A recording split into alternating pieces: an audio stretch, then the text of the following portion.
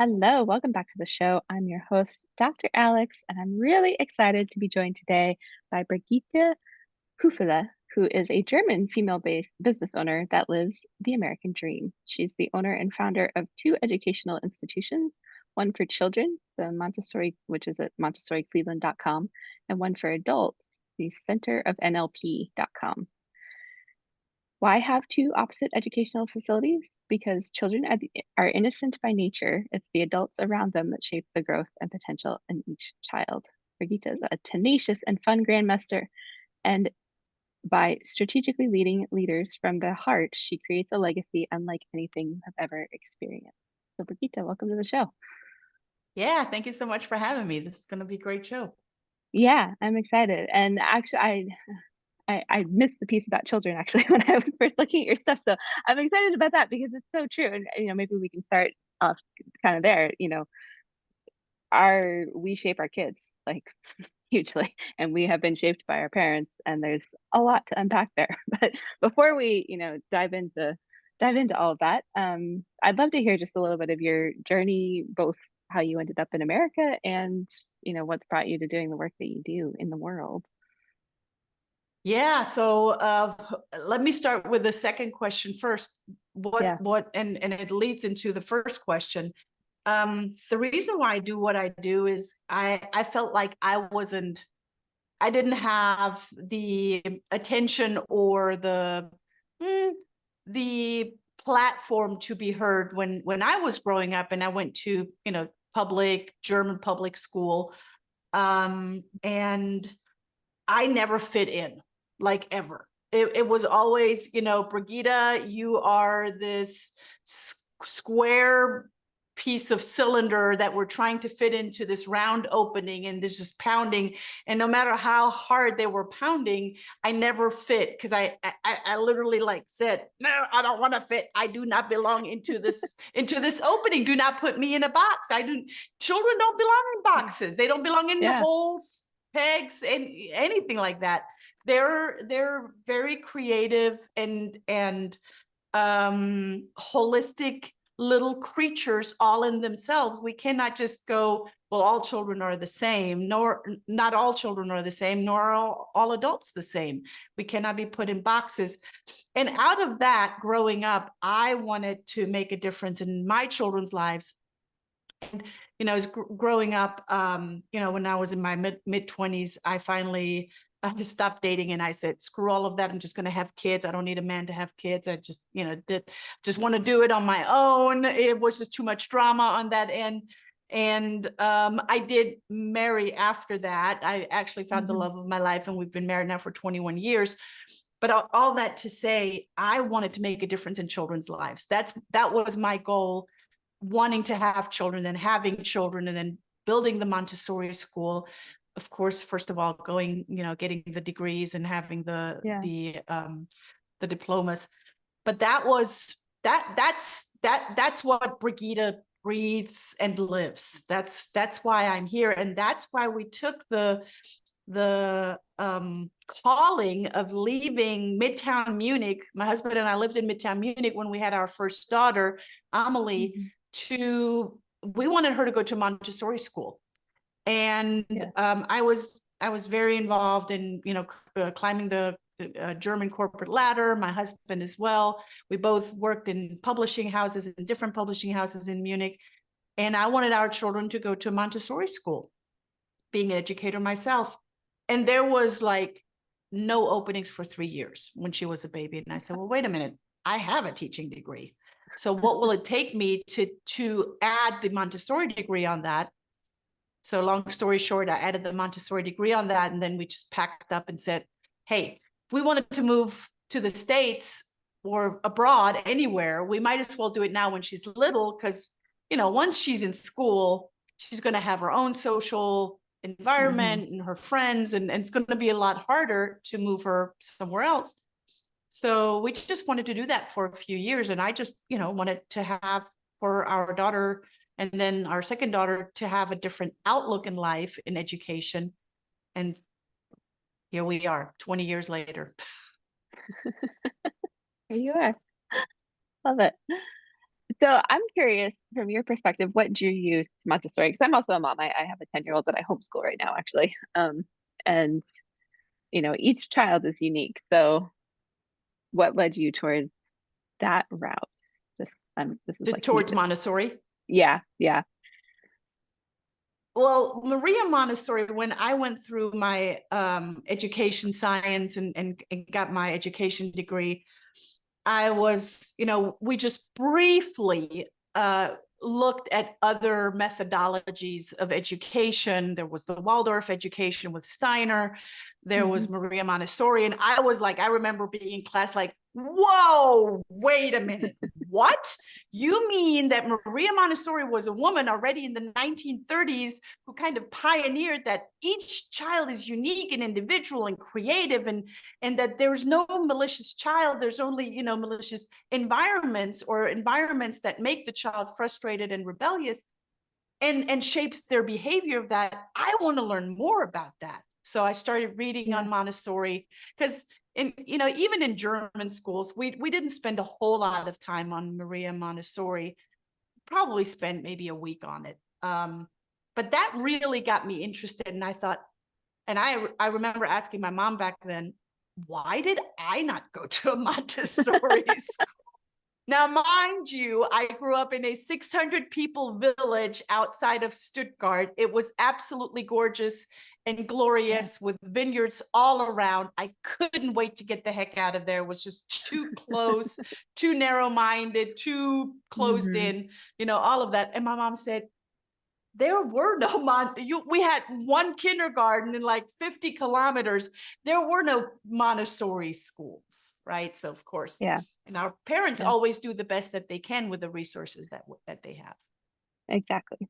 Yeah. So I was just curious, your perspective from that, because we actually, in Alaska, where I am, we actually have 2 Montessori schools, and you can go up through 8th grade anyways in the Montessori program. But it's always we're just establishing. We used to call it the H word. Now we're actually naming it the way that it is. We are actually establishing a high school in the school that I have founded and developed, and still in the in the operational side of it.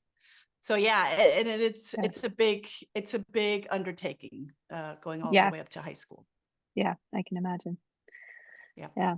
Okay, cool. So we have that part of your journey, and then there's also the stuff that you do with adults and NLP, which is neuro-linguistic programming and other things. So let's kind of dive into that, because we're talking a lot on this podcast or show about connecting with our intuition and leading ourselves and our families and our kids and our teams and our businesses from that place. So I'm curious to pick your brain on that. The intuitive part is also the holistic part, because as I was building the business and as I was starting to naturally coach parents, because they would come to me and they would say, wait a minute, Brigitte, it looks and sounds like you have a different child in school than I have at home. What the heck is going on, right? So then I would naturally start to coach some of these parents, and we would look at nutrition, we would look at, sleep and all of that good stuff. And out of all of those, many hundreds of hours, I found a very simple, a very simple thing, and that is our children are innocent by nature. It's the adults around them that either screw them up or shape them. They're going to be shaped no matter what. If we, so if we have limitations in and when I say we, I mean adults, may they be parents, thought leaders, teachers, religious leaders, aunts, uncles, friends. So if we have limitations, and we all have limitations in our communication, in our language, in the way that we are, then we are going to model that, if we want to or not, to our kids. So to quote Whitney Houston, she believes, and I believe, the children are our future, treat them well and let them lead the way. Yes, I agree with that. But that's putting a whole lot of pressure on our kids. We got to do our job. The adults got to do our job to actually be good leaders, be good role models in what it means to have great behavior, what it means to, do whatever we want our children to do well, we got to not just talk the talk, we got to walk the walk. Yeah. Yeah. And Absolutely. out of that, I became highly fascinated with human behavior, communication, and for my own business, I went to continuous, learnings and educational trainings, and I continue to do that because I believe leaders are learners. And I found NLP, and back then we used to live in Tennessee, so our mentor in neurolinguistic programming lived at the time in Atlanta, and he was the one that developed the Center of NLP back in 1986. And then I learned from him over years and years and years, over a decade. And I was invited to speak on stages around the world with the largest self-development company in the world. And he was watching all of that. Little did I know that he was watching. And one day he calls me up, and his name is Leif. What a great name. He's Danish. And Leif says, I said, hey, Leif, I'm actually coming to Atlanta. You want to grab coffee? He goes, that's awesome. I'm actually moving to South Carolina. You want to buy my business? That is literally how the conversation went. And I'm like, oh, well, okay, well, sure, let's talk. I don't know what that looks like. So we talked, and here I am, and I'm carrying on that torch. And I bought the business, we built it out, grew it significantly, and I'm still in contact with Leif. Big shout out to him. And the Center of NLP was one of the first centers in the United States, going in direct lineage to Richard Bandler, who's the founder of NLP, or the co-founder. Okay. Very cool. And if you're open to it, let's dive into what NLP is a little bit, because I, in a previous life, before I realized that healthcare really isn't my jam and not where I want to be, I had also, on top of chiropractic, done a PhD in integrative and natural medicine. I did everything but write the dissertation. But so we learned some NLP stuff in there. And I know there's a lot in, the power of our language and, our thoughts and all that. So maybe you can dive into basic version, like what is the NLP? How can it help serve us? And, And people ask me, who is NLP for? It's for everyone that has eyes, ears, and a mouth. So let's take it apart. NLP, neuro-linguistic programming. It's a mouthful. Neuro is our brain. It's our operating system. It's where we store information. It's where information or our thoughts are originating.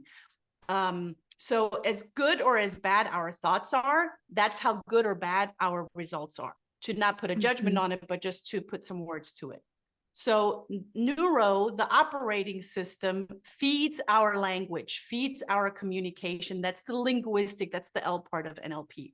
It's the linguistic part. And a lot of people think that communication is just the words that we're saying, but it's so much more. In our communication is made of 3 parts: words, tonality, and body language. And when they're out of whack or out of alignment, then our intuition might say, I can't put my finger on it, but something's off, right? That's how a lot of people are, specifically women. They would go out of a conversation, they're like, I don't know what it was, but something didn't feel right.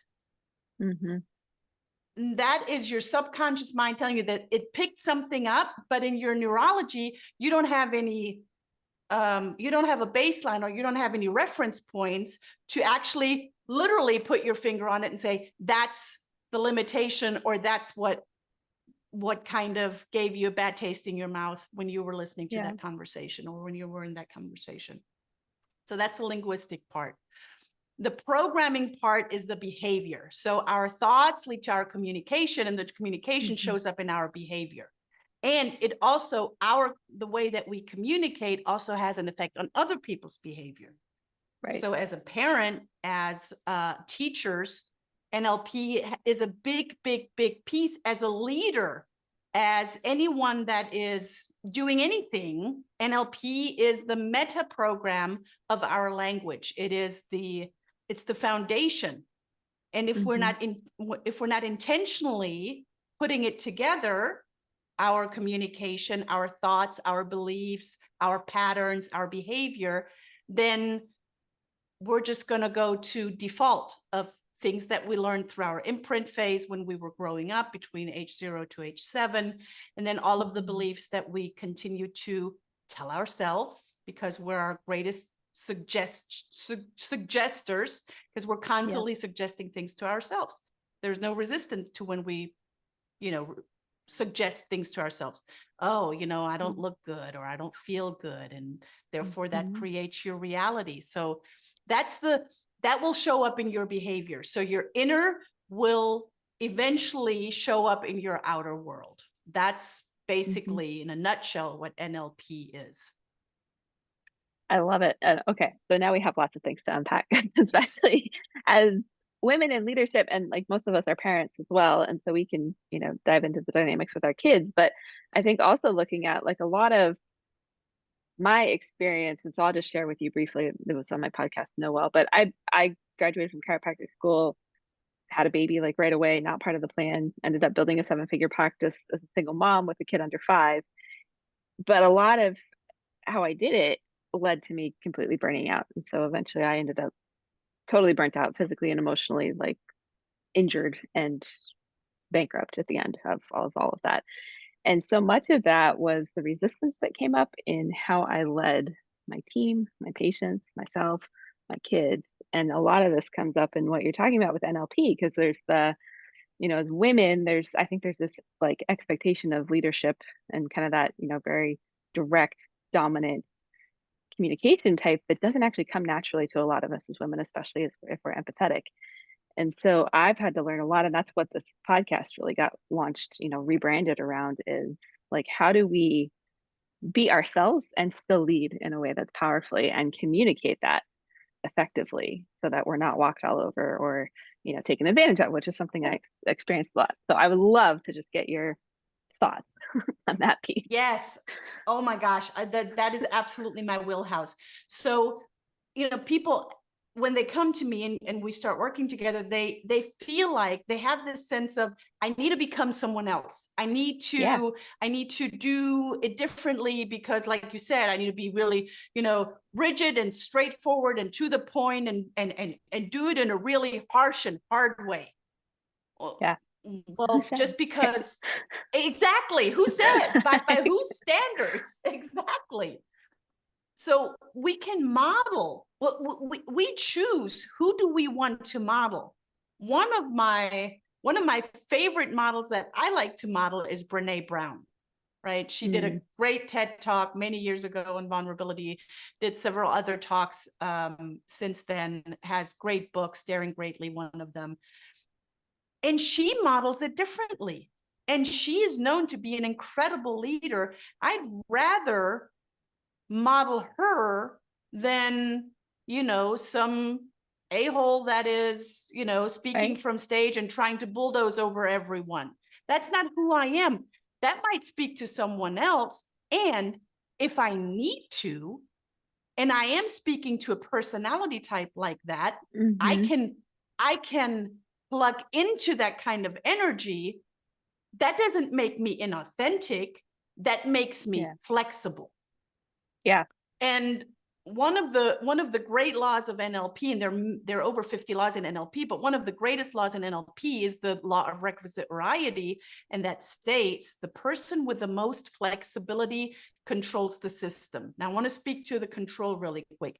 Control does not mean manipulate. Control does not mean rigidness. Control means that there is a win-win-win, a win for you, a win for me, and a win for the greater good.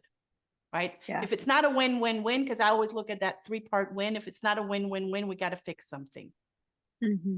So that's the control part. So the person that has the most behavioral flexibility, and as I said earlier, in order to have behavioral flexibility, we must have flexibility in how we think. We always have a choice in any moment that we are. So when I meet someone that is like super high energy, super rah-rah, I can meet them where they're at. And because I'm really good at what I am, I can lead them to actually see the world also from my view. But first, I lean in and see the world from their view. Yeah. And I think, especially nowadays, with social media and everything going on, I think we kind of lost that. because everyone says, Mhm. hey, you over there, come over here. It's much better Yeah. over here. But that's not how it works. Yeah. Well, and that's like, marketing 101 that I think a lot of us have forgotten. It's not like yelling at everybody. It's like, "Hey, I understand you and I, meet you where you're at." And since we've gone on behind screens, I think you're right. A lot of us have forgotten Yeah. that piece Yeah. big And time. that's, yeah, it's building rapport. It's building relationships. And when I say building rapport and building relationships, not just for the sake of, hey, you buy my stuff, but for this, Mhm. for the sake of, I want to be of service to you. I Yeah. care about you. I might not know you in person. We might be on two Mhm. separate, sides of the world, and I care for you. Yeah. And that's so missing. And I find like a lot of my positioning around the idea of intuition is like we're so disconnected from ourselves and from everybody else. And a lot of this, like, in order to engage in leadership in this way, and this was something I did finally figure out in like the last year of business before my body was just like, yeah, no, we're done. Sorry. Like this is all over. But I finally like got clear on the different personalities of my team and I learned how to, meet them where they were first and to adapt my communication style based on how it would land with them and all of that. But we actually have to know ourselves first in order to get there. So, Yeah. Oh, yeah. and that for some people that might be a hard thing to look into the mirror or a Mhm. bitter pill to swallow of, because when we look at ourselves, we're going to see flaws. And Yeah. then we can decide which of these flaws am I going to embrace and which of these flaws am I ready to reframe or let go of and replace it Mhm. with something that might be more supportive to me. It's so much easier to point fingers outward and go, but you have to change and you got to do this and you and Yeah. they. Oh my God. Yeah. That's not how change happens, though. Change No. happens only with what you can control. Yeah. Yeah. And, I think it's easy to pay lip service to the idea of, you can't change other people, but how many of us continually, we know that, but we still approach things from that place where, I learned fairly early on in my own kind of journey through leadership and education and stuff that a shift in perspective was often, or in how I showed up in the relationship or the situation, created the change that I was fighting, like, so hard to have before then. Mhm. So, Walk a mile in my shoes. Yeah, and yeah. that will give you that perspective. And often we don't even have a reference point to have that perspective. Right. And I had to learn that the hard way when I was on a call. This was in my earlier years when I had the school, and I was running the day-to-day operations. And I had a call from a mother who had her three children, three girls in my school, and she was sobbing. And she called me to tell me that her youngest daughter was diagnosed with leukemia. She was 18 months at the time. Mm. And it hit me so hard on the phone, and all I could, because she's just crying, right? It's still a very emotional moment, although it's almost like 17 years ago that this happened. Mhm. And all I could say is, I understand. And I really wanted to, absorb her pain, because I felt her pain, because I couldn't understand. I have two healthy children at home. I cannot understand this pain of this mother. And all I kept Yeah. saying is, I understand. And eventually she just went completely ballistic on me. And she yelled at me. She says, you cannot understand. Stop telling me that you understand. And she's right. I felt so bad. And she's absolutely right. I had no reference point. All I could Yeah. relate to is the pain that I'm thinking she might be feeling, but there was no way I could understand to this day. Yeah. And I felt really bad. And that's when I learned, okay, the word understand needs to go bye-bye. Mhm. Sometimes I truly understand when I have a reference point, but other than that, I'm going to use the word relate. Interesting. Yeah. And I think that's what, where the power of our language and the words that we choose. Like if you can become really aware of them, it becomes very, I'm going to use interesting. Let's just go with that. Yeah. Yeah. And that's where the flexibility comes in again. Because if I were Yeah. rigid, I would say, but I do understand. No, I don't understand. I could Right. maybe relate somewhat. Yeah. Yeah. So the more insight we have into our own, how we delete, distort, and generalize information, and how we are structuring it internally, the more we're aware of that, the more flexible we can become in our communication and in our behavior. Yeah. Yeah. Absolutely. And that there's so much power in that. It becomes so much easier to lead and to, you know, communicate. Yeah, easy, maybe simpler.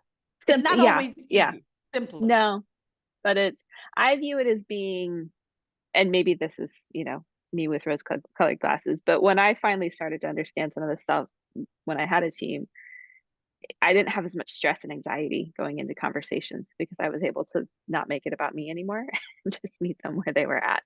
And so it's a lot of that. Like it gives you the flexibility to not be in your head, like, what did I do wrong? And this is all my fault, or how am I going to fix this? And but like just actually listen and be present. And that's where that leaning in that we talked about earlier comes in.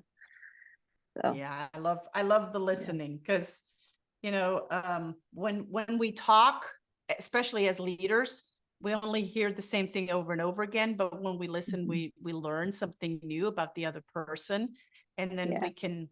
And it's never about us. It's never about. It's not personal, right? Don Miguel Right. Ruiz in the Four Agreements writes it. Don't take anything personal, Yeah.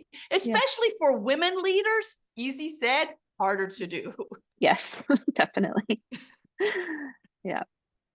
But that ties into the other one of the four agreements, and that is when you always do your best and you truly come from a place of, let me be resourceful. I might not have all the resources, but let me be most resourceful that I possibly can, and be and exude some excellence in my physiology and in my psychology. So in my inward thinking and in my outward behaving, and I do the very best, then I can rest assured that, yeah, I did that. I did it, and I don't have to take anything personal, because I did the very best with the situation that I possibly could with the resources available.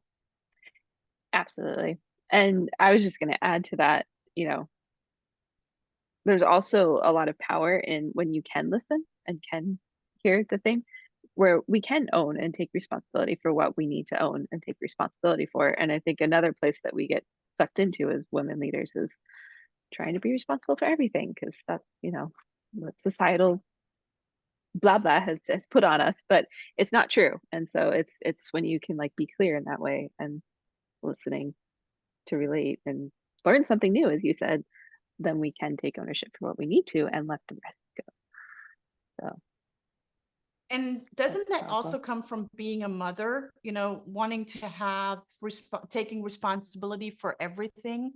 Hmm. And as a mother of now two grown children, eventually I equipped my husband and I, and the environment that we've created, equipped these children to make sound decisions and have all the knowledge that they need to be great citizens in this world. Eventually, it's up to me to let go and say, you are going to do the very best with the resources that you now have. Cannot take responsibility for everything that you do. I have taken responsibility for 18, 20 years now, Yeah. and I think there's great learning in that too, in that transition, that we don't have to take Yeah. responsibility for everything. Yeah. And while it's a common saying to say, everything is our fault, it's, it's not like they are Ooh, their own autonomous units and we do the best we can. And we yeah, because that gets heavy. let go. Ooh. Yeah. Yeah. Like, mm-mm. Yeah. That gets very heavy. I don't want to carry that burden. No, I agree. Yeah, I just had an interesting experience because I was back in Vermont where I grew up for a month helping my mom get back on her feet from an injury. And it was interesting to watch the dynamics of my son with my parents because, and they're separated, but especially with my dad, I just suddenly realized, like, you know, in the world of communication and all this, he can be very, I know he doesn't mean it, but it's like you never do anything right in his world. And so he's constantly just, and my son is super creative and just like, you know, head in the clouds, like building things and will never follow instructions or be told what to do. And so it was this really interesting dynamic shift of just, and a lot of what we're talking about, you know, in this conversation, I'm just thinking about that, like, you know, as parents, had my dad, you know, understood some of this stuff and he's 76 now, so I don't know that he's ever gonna, you know, we'll never say never, right? But like in just learning how we communicate and we can break some of these patterns that maybe come down from our parents and how they parented and to how we parent. And a lot of times we do things exactly the opposite, but there's always room to do something different. It doesn't have to be, you know, either of those And options. I want to, yeah, I want to piggyback on what you just said, because it, as children, it's not up to us to change our parents, you know, and Right. I'm guilty of wanting that as well at some point. But that, you know, let's be honest, that's not happening. If they Yeah. choose to do something different, that's their choice, but that has Yeah. nothing to do with the child itself. Um, and we can, the only thing that we can do as children, as grown children of someone, is to break that, to realize, is that something that I want to pass on, I want to continue to Hmm. model to the next generation, or do I want to break that pattern and do it differently? That's the only Yeah. thing that we can focus on and have control on. Well, that's the only thing that we can control. A lot of people focus on something completely different, but they didn't do that and they're doing this, and there goes the fingers again, right? Yeah. Yeah. Absolutely. Yeah. And I'm glad you brought that up because it's an interesting dynamic to, you know, want to like be like, no, don't do that to my kid too. You know, get mad and all of that. But you know, there's, I think we can model or just have, like, I had an open conversation with my son about, like, this is how grandpa is. And, you know, Mm-hmm. you have a choice And in there's how you great react to learning. it. Yeah. Yeah.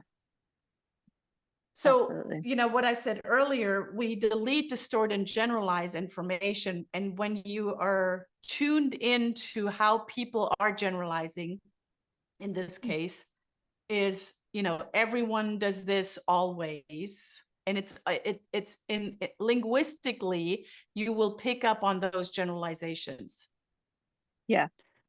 Don't ever do that ever again. I will always do this. Those are all great generalizations. And it gives you, once you are tuned in and you are able to decipher those data points in our language, in our communication, it will give you a better insight of how someone is structured internally. Yeah. That's very interesting. Mm-hmm. And I think, you know, bringing awareness to language in this way helps you actually be engaged and, you know, present and not living so much in our heads or, you know, the running commentary. Like if you're really actually present, you start to pick up some of these things. And Yeah, and that's you powerful. can then also, you know, it gives you data points to recover some of those limitations. Hmm. Oh, well, that might be true for what he's saying right now, but I have reference points and I have data points and I have memories of where it was different. So it's not always just that. He's saying Yeah. that because it's easier for it to be clustered like that and just to blur it out. Yes. Yeah. So it gives you an immediate insight in someone's mindset, in someone's internal Hmm. representation. Yeah. Which is very interesting. So there's like so much more we could go into with this, but in the interest of everyone having time, the last thing I wanted to pick your brain on, because this is something that so many women struggle with, is our inner dialogue that is so negative and just harsh. And this is, you know, especially around, I'm doing a lot of trauma healing myself this year and just kind of entered a chapter of like how I relate to my body in that context. And it's like, you know, it's almost horrifying, the thoughts that we can think and that just come up when you're looking in the mirror or whatever. So I'm curious from, everything you've learned and your perspective on this, like how do you start to capture those things and reframe them, as you said, into something positive or even just neutral? Like sometimes we have to start at neutral before we can go to positive. Yeah, But I'm not the one that says everything has to be super positive. It's got to mhm, be supportive. It's got to yeah, lead to, it's got to be something, if you so choose to, that leads you to what you want, right? So reframing is such a simple and yet such a powerful strategy of NLP. mhm, But what comes before reframing is the awareness that we're actually having these thoughts. yeah, And they sneak in because we have been thinking them for so long. We first got to be aware that we're actually thinking them. And then when we're aware of, we can also think about, well, shoot, says who? Just like we said earlier, by yeah, whose standards? yeah, you know uh, and sometimes it just like the other day we have an agreement with our kids, and one of our daughters has moved out, the other one's still living with us. We have an agreement that when we pick something up linguistically, we will challenge that in the other person. And the other day I did something, I can't remember what it was, something with the dog, and I said, oh, that was so silly of me, that was just dumb. And my daughter said, Mom, don't say that to yourself. You're not dumb. You're the smartest woman that I can think of. So even though I'm very in tune with things like yeah, that, I still have those slip ups, and it takes someone, it's either yourself yeah, or someone from the outside that challenges that thought. So, absolutely. working with a consultant, working with a coach, working with someone that will hold you accountable on, is that really what you want to tell yourself? Is that really how you feel about you? Would you ever allow someone else to talk to you like that, the way that you're talking to yourself? Yeah. Ouch. Like, Hmm. oh man, if I think about it that way, well, no, I would never let someone like talk to me like that ever. I would get, the nurture will turn nasty in a nanosecond. That is like no bueno. Mm-mm. So it starts with Yeah. awareness, Yeah. and it can, journaling of, I look in the mirror and I look at my body. Here's what I'm telling myself, Hmm. and writing that down and seeing what that does to you. And then finding, okay, so this is the first step in awareness and writing that down. How can I say this in a nicer way to myself? Or what is it that I really want? So if someone looks in the mirror and says, you're fat to themselves, right? I Hmm. hate you because you're fat, you're ugly. And you can see the whole body, like the whole behavior is ugly. Well, there's a reason why someone's saying that to themselves. Maybe they don't feel loved. Maybe they've heard that growing up, Hmm. and there's a lot of trauma that's triggered through that. What would you rather tell yourself when you look in the mirror? And it does, like you said, it doesn't have to be anything, Yeah. beautiful that you have an immediate reaction of that's not true. You can Right. say, you can tell yourself, I love you. Or you can tell yourself, hey, you know what? Today, I actually tolerate you. I don't hate you. I tolerate Hmm. you. So rather than doing like a 180, Yeah. do it in increments. But you got to do it. If you go from I hate you to I tolerate you today, do that in a consistent way for at least 30 days, because you're finding data points. A belief system is gathering data points to feel confident and certain. It's a feeling of certainty that this is the Hmm. case. So over years, maybe sometimes decades, someone has told themselves something, and they've Yeah. collected enough data points to feel certain about this certain feeling. So in order to change that belief system, it's not just a one day, okay, I tolerate you today. And then the next day I go back to hating. So there's got to be a consistency in tolerating and finding data points and evidence to build that belief or to lessen that super negative belief into a more neutral belief. And when that belief is lessened a little bit, then we can go into okay, so now that I tolerate myself, oh, that's like a clean slate. Now, what are the possibilities? What else can I feel? How else do I want to feel? And then implement that. And then do that over a longer period of time and find data points on that. Yeah, that's really good. And it brings up like we have to be willing to, when you're changing your belief system, which is essentially what we're talking about here, you have to be willing to take the time to really do it and to, start somewhere where you can commit to it each time. But I've interviewed a woman on the show before. I was just thinking about, she put up post-it notes on her mirror. One of them said, "I love you." And she shared, she comes from a very heavy trauma background, like did not love herself in that moment at all. And it took her a year to be able to say it out loud and actually believe it. Yeah, so those sticky notes, or writing it with lipstick on your mirror or whatever. Yeah. Every time you see that, you're actually telling it yourself, and those are all data points. And the Yeah. more often you see it, the more often you hear it, the more often you think it. Those are all data points. So we're trying to lessen the non-supportive, and reframe it with something that's more supportive in the moment. Yeah. Yeah. And something I've learned, and maybe you can share input on that, is, adding something like, "I'm ready and excited to love myself. I'm ready and excited to feel great in these clothes." Like, sometimes you can trick the brain with language, as we've been talking about, but to where it's like, you're not jumping to, "Hey, I love myself and I look amazing," and blah, blah, blah, if you have like not had that dialogue at all, but you're ready. You're telling yourself you're ready for that. So, and that Yeah. shifts your energy as well. Exactly. And that all goes with testing. Like, what are you willing to accept for yourself? Which linguistic patterns are you ready to accept? And if it's like if someone else suggested to you and you're like, no, I will never tell that myself. Well, then find something that you're actually able to accept. I love what you just said, because it is an I am statement. And yet it may be vague. I am ready and excited. It starts with I am. And we don't use I am statements in a supportive way enough. And we often use I am statements when we're describing something that we don't like about ourselves.